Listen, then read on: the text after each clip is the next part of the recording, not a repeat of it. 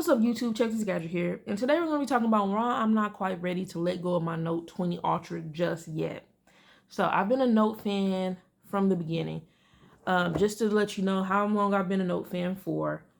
As you can see here, this is the original Note, Galaxy Note 5.3 inches. And you see that year, 2012. So I've been a Note fan for a while. And it's crazy that phone was 5.3 inches and the mini is 5.4, and that's considered such a super small phone. Crazy times. But I show you that to let you know that I've been a Note fan for a very long time. I've had all the Notes except for the 5 and the 9. And out of the Notes, my favorite was the 4, the 7/8. I gotta say 7/8 because, you know, the 7 had blew up. But the 8 was great. So the 7/8. And then this one, the Note 20 Ultra. Those are my 3 favorite Notes. And I love the S Pen technology. That's the reason I keep a Samsung tablet with me. At this point, I have a bunch of Samsung tablets. I love Samsung tablets. I've just always loved Samsung overall. Like, if you look back at the history of my channel, you'll see Apple and you'll see Samsung. So, huge Samsung fan. Huge Note fan. So, I got this like when it first came out, around that time.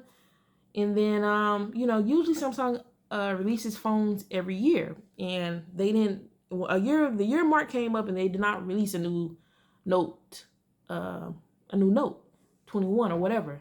They didn't release anything. Instead, on the like S21, they gave the S Pen capability to it, but it wasn't installed. But now on the S22 Ultra, they have went ahead and installed the S Pen. And we still do not have any talks of a new Note. And so I think the writing, like everyone believes, is pretty much on the wall that the Note series is gone and it is now going to be the S Pen. If you want the S Pen capabilities, you want to have to get the Ultra from the S series, which is all fine and dandy, except just a couple things. So, you know, it's getting close to that time period for me to trade my trade-in in, because I had bought this with trade-in. Samsung was giving me $850 for this as a trade-in. So it's coming time for me to do my trade-in, and I just want to make sure I'm making the right decision. You know, because I've played around. I'm like, you know, it's not too many differences. But of course, the camera is one thing. But I just was reading some articles, whatever, and I pulled up a comparison chart. And when I did my unboxing video, I don't think I realized this initially.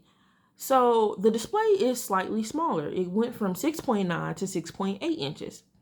And then another thing I didn't realize was, and I can't remember in my video which one, if I said they felt the same or if I said one felt a little more heavier than the other one. But the S22 Ultra is actually heavier. It's 8.1 ounces versus 7.3 ounces. The S22 Ultra is also thicker. So it's 0.4 versus the 0.3 from the Note 20 Ultra. So those are 3 things.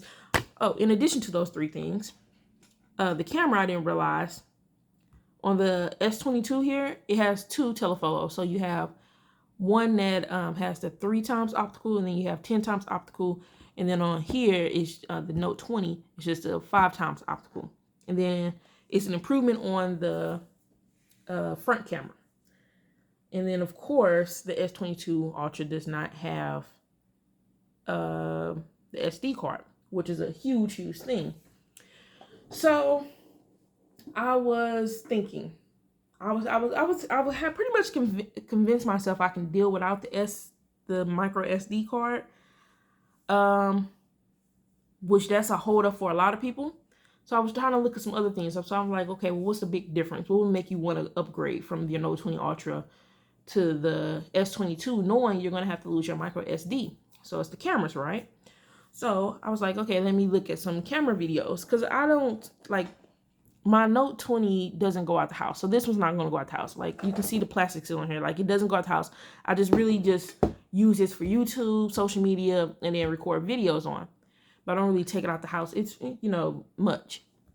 So I was like, let me look at some videos of some camera tests. And I looked at a couple videos, and in a couple of like the pictures, the Note 20 had looked better. And I was like, that's weird. And then I looked at like another person's video and another person's video, and I found that overall, I preferred the way the Note 20 pictures were coming out looking. Now, don't get me wrong, the S22, in some shots, you can tell it does look better. It has the better detail in some shots, but in some shots, it's like the Note 20 is, looking better. And I'm like, okay, questions. Now, I would definitely say on the selfie camera, the S22, much better. Definitely. So if the selfie camera is very important to you, S22 by far. But the selfie camera not important for me. It's just the back cameras. So it was like, seeing those videos that the camera, I was expecting the camera to just, blow the Note 20 out the water, like boom, gotta have it type stuff. Like how the Pixel, like, look at the Pixel cameras, be like, camera's excellent. I was expecting more of that, but like I said, and I tried to watch a couple videos, make sure maybe it wasn't, that one YouTuber. But no, the Note 20 has some pictures that just look better, in my personal opinion. And so then, once I found that out, I'm like, gotta question it, right? Because if the pictures are not that much better, I'm losing screen size. I'm getting a heavier and thicker device. And the biggest thing, I'm losing my micro SD card. Like, now the micro SD card, it's kind of a big one for me, but it's not. But it's big in the fact that, so like I got two cards here, but I think I have originally bought this one to use with the Note 20. 512, I haven't opened yet. The reason, my mindset behind it was I wanted to load all my old cell phone pictures on here and just keep this, and every time I switch phones or, need to offload photos, they all go here so they can all always be in one place. Currently, I have a 128 gigabyte card in here in my Note 20 here. Now I still have 78 gigabytes left, but you see my SD card is maxed out, so it's time for me to switch up, right? So this is a 256 gigabyte. Now, could I have went to the 512? Yeah, but that's like more money.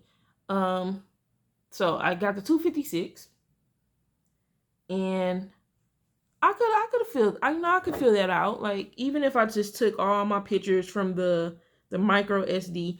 Now, the 256, you don't truly get 256, right? You're going to get like, we got to take off about, I believe about 50 gigs for like the system. So you can see there, the system, that's going to equal about 50 gigabytes, right? So out the 256, you take off about 50 gigabytes, right? That leaves me with 206 gigabytes to work with. All right, so now my card is already maxed out, so we're going to say 118. That leaves me 88. And then I got some pictures on here already. That's going to equal to about, let's see, looks like I got about 8 gigs. We'll just round it up to 9. So we'll say minus 9. So that leaves me with around about 79 gigs to work with, which is the same amount of what I just said here, basically. Okay? So let's put it into perspective. I put all my stuff. I got 78 gigs to work with for the rest of the year. Okay, I got the whole rest of the year, in a whole till April mid next year, right? Because that's, they come out every year. Could I get by with that? Of course I can. I definitely can. But it depends. If I decide to shoot more YouTube videos and things like that, I tend to shoot them on my phones. Now, I have multiple phones, so I could spread that out. I can spread that all out, the videos, so all the videos not always record on there, to spread that out if I wanted to. But what if I just wanted to have one set phone that's going to be my YouTube camera shooting phone? With the way footage is these days, you got the option for 4K. So that takes up a lot of space if you want to shoot in 4K. I usually don't shoot in 4K. I usually shoot in 1080, but I do 60 frames per second because it gives a smoother video. That's more than your traditional 30 frames per second. So that takes up more space. And then my videos tend to be longer, at least like 15 minutes. So that's space. So over time, if I just shoot consistently and, you know, shooting videos consistently, I'm going to run out of that 78. And then that's not mentioning me adding more pictures on. Like I have pictures on my iPhones that I want to put on here, back up on here. So all that, when you start to add all that up, I can easily run out of that 78 gigs. Where I got this 512.